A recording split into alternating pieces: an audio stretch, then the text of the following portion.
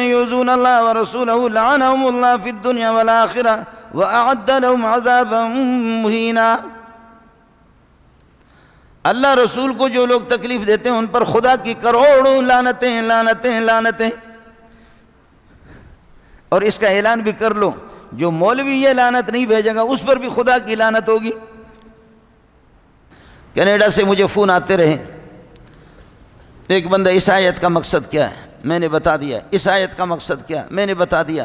اللہ کی فضل سے میں ترجمہ پڑھاتا ہوں اور قرآن کا استحضار ہے، تو مسلسل باہر ملکوں سے فون آتے رہے، میں ان کو بتاتا رہا۔ تو جہاں پر قادیانی اپنا گند لگانا چاہ رہا ہے تو وہاں پر کہنے لگے اس آیت کا ماقبل کے ساتھ جوڑ نہیں ہے۔ میں نے کہا تیرے ہاتھ میں قرآن ہے؟ کہنے لگے نہیں۔ میں نے کہا ماقبل کی آیت کون سی ہے پڑھ تو لو، وہ اس کو یاد ہی نہیں ہے۔ میں نے کہا اس کی بعد والی آیت کون سی ہے وہ پڑھ لو، وہ بھی نہیں۔ کہنے لگے یہ آیت فصاحت و بلاغت کے خلاف ہے، یہ آیت فصاحت و بلاغت کے خلاف ہے۔ میں نے کہا ارشاد فرمائیں گے کہ فصاحت کیا چیز ہے، بلاغت ہے کیا چیز، یہ ارشاد فرمائیں گے، اس کے بعد پھر دیکھیں گے کہ فصاحت ہے کیا، بلاغت کیا ہے۔ تو آپ بھی جتنے بیٹھے ہوئے ماشاءاللہ یہ جو ہمارے ہوتے ہیں نا بس فصاحت و بلاغت فصاحت و بلاغت، تو پتہ تو کرو کہ فصاحت ہے کیا۔ کلمات کا تنافر حروف، غرابت، مخالفت القیاس اللغوی۔ اب تنافر ہر حرف کیا ہے، تنافر حروف کیا ہے، غرابت کیا ہے، مخالفت قیاس لغوی بھی نہ ہو تو وہ کلمہ فصیح ہوگا۔ اور بلاغت مطابقت الکلام لمقتضی الحال، یہ کیا پہیں؟ ہم لوگ مدرسوں میں پاپڑے بیچتے ہیں، چھولے بیچتے ہیں کہ ایک انگریزی دانا کر کے وہ فصاحت و بلاغت کی حقیقت بھی نہیں جانتا کہ فصاحت کیا ہے۔ میں نے کہا پہلے والی آیتیں پڑھ، وہ اس کو پتہ ہی نہیں ہے، بعد والی آیتیں پڑھ، پھر دیکھیں گا آپس میں جوڑ تو کچھ۔ میں نے کہا اب دیکھ لینا، میں پڑھ لیتا ہوں، پہلی والی آیتیں پڑھتا ہوں، بعد بھی پڑھتا ہوں، اور ایک ایک لفظ کو جوڑتا ہوں، پھر تو کچھ کہنے۔ درمیان میں کہتا رہا، آخر میں وہ کہنے لگے نہیں یہ بات سمجھ میں نہیں آ رہی۔ میں نے کہا سمجھا تو دوں گا آپ کو، لیکن ایک مسئلہ آپ کو بتا رہا ہوں، سمجھا تو دوں گا، صرف یہ کہہ دے کہ مرزا غلام احمد قادیانی پہ لعنت، یہ صرف کہہ دے۔ اب پتہ چل گیا کہ اتنے دن سے وہ میرے ساتھ ٹیلی فون پہ، کینیڈا سے ایک آدمی ٹیلی فون کرے، آدھا پونا گھنٹہ بات کرے، یہ میرے چوکیدار کھڑے رہتے کہ استاد جی لڑ رہا ہے، پتہ نہیں کیا کر رہا ہے، یہ بھی سنتے رہے، استاد جی کیا ہو گیا۔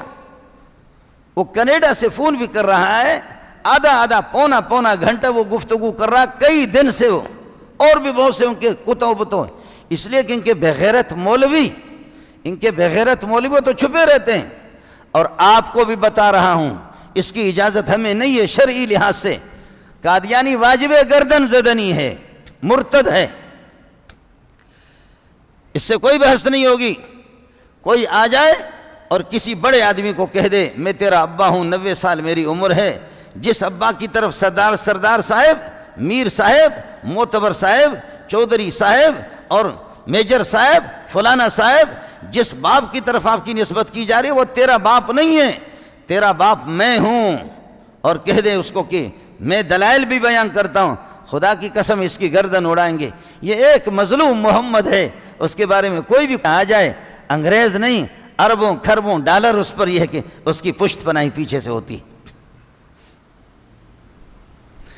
ایک ہی محمد ہمیں نظر آ گیا ہے، اور یہ بے دین قسم کے لوگ کہتے ہیں کہ مولانا ان کی بات سن لو، مولانا ان سے بات کر لو۔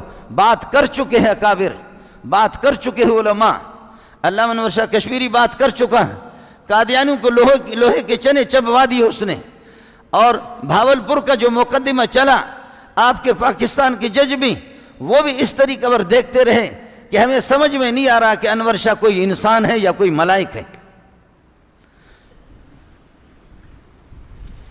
علامہ انور شاہ کشمیری رحمۃ اللہ علیہ جب قادیانی مولوی سے، قادیانی کو مولوی کہنا بھی توہین ہے، قادیانی گدھے سے، داڑھی تو اس نے رکھی تھی پگڑی، اس قادیانی گدھے سے جب حضرت اقدس کی گفتگو ہوئی، قادیانی بکتا رہا۔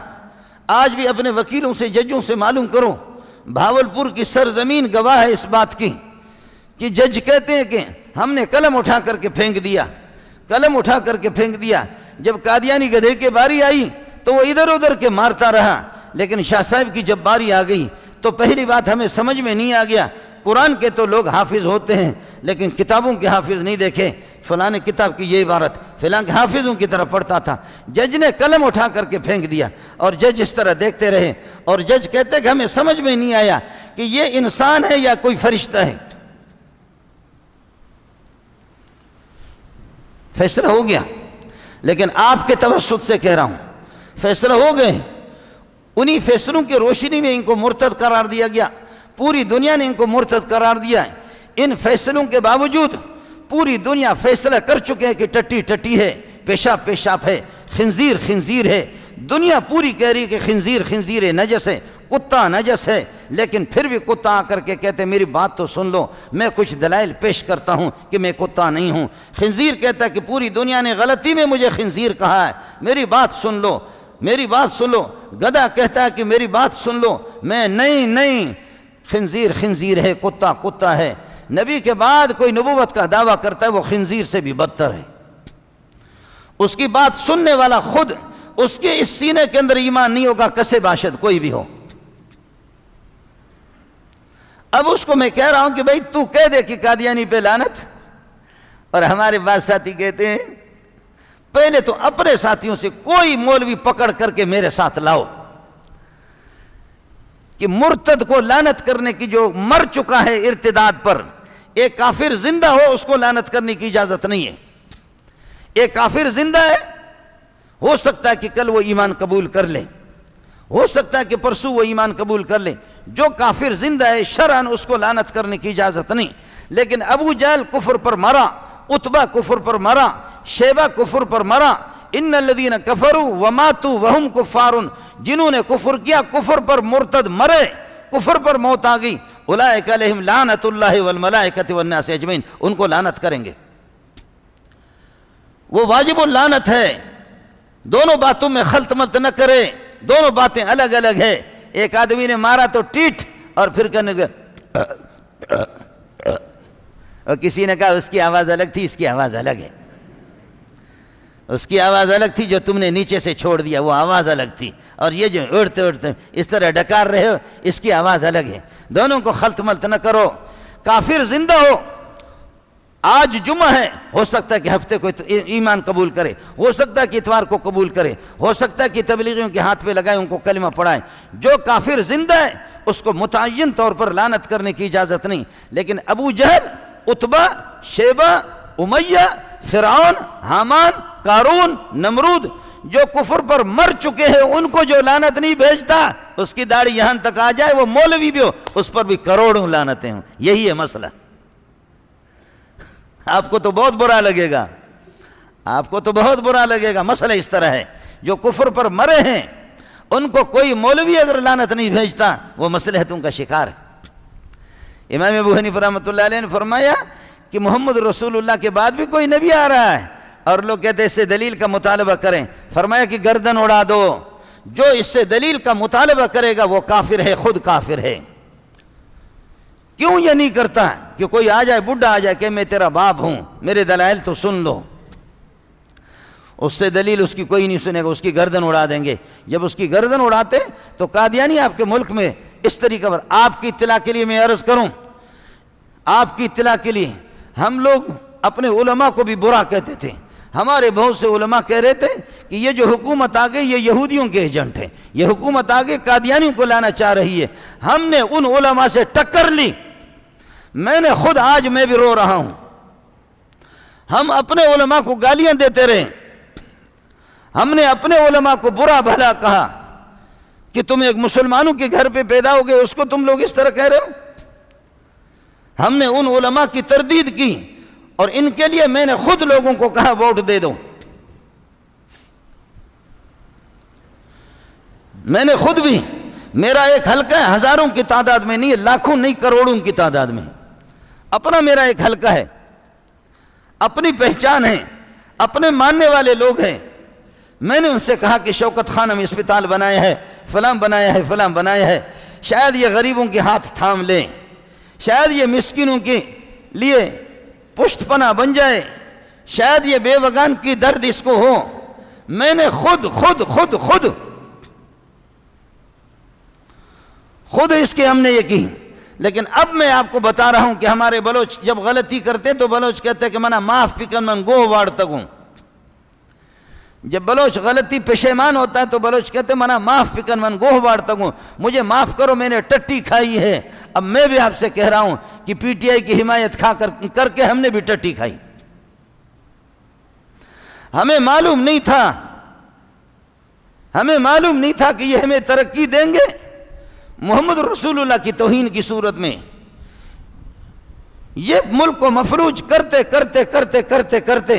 جب ہر طرف سے پنجابی، سرائکی، بلوچ، مہاجر، پٹھان سارے کے سارے جب روئیں گے کہ نہیں ہے کچھ، تو پھر قادیانیوں کی اچانک ڈالروں کی بارش ہوگی، ان کو یہاں پر لایا بھی جائے گا اور نظام کو 73 کے اس دستور کو بدلا جائے گا جس میں قادیانیوں کو کافر قرار دیا گیا، ان کو مسلم قرار دیا جائے گا۔ اس کے بعد پھر اللہ کا بھلا کرے، پھر کہیں گے کہ جب تمہاری حالت اس مقام تک پہنچ گئی کہ تم روٹی کو ترس رہے ہو، لہذا اب ڈالروں کی بارش قادیانی کر رہے، اب کینیڈا بارش کرے گا، اب برطانیہ بارش کرے گا، لہذا یہ ہمارے محسنین جو بارش کی طرح ہم پر ڈالر برسا رہے، ان کو کون کافر کہتا ہے، ان کو کون مرتد کہتا ہے، ان کو کون بے ایمان کہتا ہے، لہذا یہ سب سے بڑے با ایمان ہوں گے۔ پھر اس کے بعد مولوی منظور جیسوں کے ان کی داڑھی ہم پکڑ کر کے گھسیٹیں گے کہ تمہاری تقریریں ان کے خلاف ہوتی تھی۔ یہ ہمارے محسنین ہیں، یہ ہمارے، یاد رکھ لو آپ کے توسط سے مسلمانوں نمازوں میں کوتاہی رہتی ہے، نمازوں میں کوتاہی رہے گی، آپ کی روزوں میں کوتاہی رہے گی، میرا رب معاف کر دے گا، زکوٰۃ کے اندر کوتاہی رہے گی، میرا رب معاف کر دے گا، حلال و حرام کے اندر کمی بیشی انسان ہے ان سے ہو جاتی ہے، میرا رب معاف کر دے گا، اور اخلاقیت کے اندر کمزوری کوتاہی رہے گا، انشاءاللہ مسلمان ہیں، تیرا نظریہ ہے کہ محمد آخر النبیین ہے، خاتم النبیین ہے، میرا رب معاف کر دے گا۔ لیکن جب آپ نے اس عقیدے میں بھی کہ محمد رسول اللہ آخر النبیین ہے، خاتم النبیین ہے، اس کے بعد کوئی نبی نہیں، اس میں اگر تو نے لچک پیدا کر دی، تو پڑھ نماز، تو روزہ رکھ لے، تو سیدھا جہنم میں جائے گا۔